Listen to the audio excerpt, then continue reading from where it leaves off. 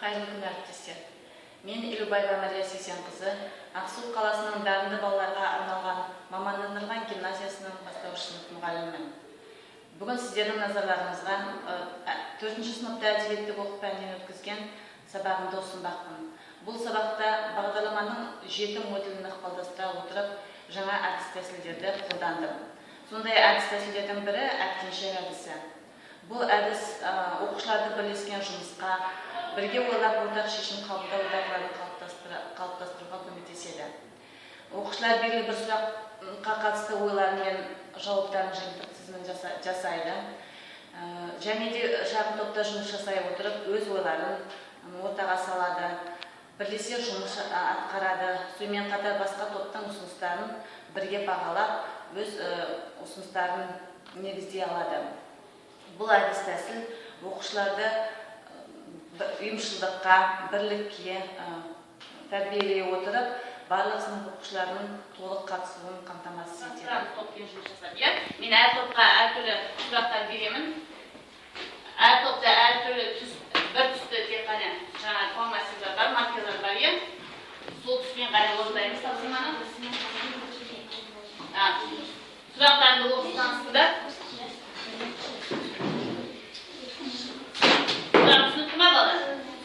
Ал енді қазір сіздерге 2 минут беремін, осы сұрақ бойынша өз ойларыңызды жазуға.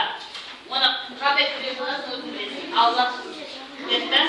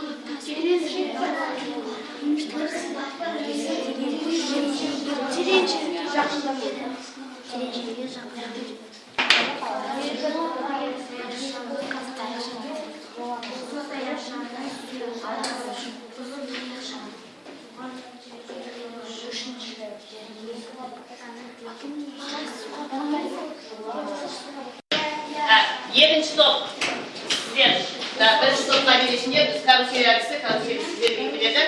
Бірінші топ, үшінші топқа барады. Бірінші топтың тапсырмасы. Сіз тек уақытты енді пайдалану керек. Ал бұлардың жазғандарын оқып шығыңдар. Келісетін болса, тұстымсық белгісін қойып отырамыз.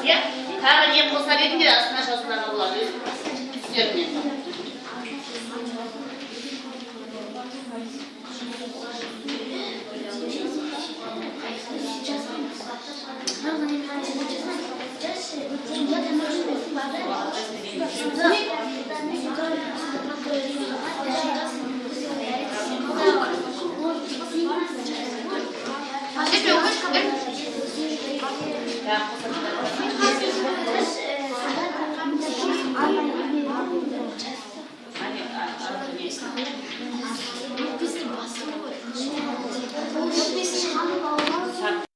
Әткеншегіміз ары қарай айналады, ауыстырамыз. Енді мына сұрақ төңірегінде олардың пікірлерін тыңдап қарап шығыңдар. Келісеміз бе, келіспейміз.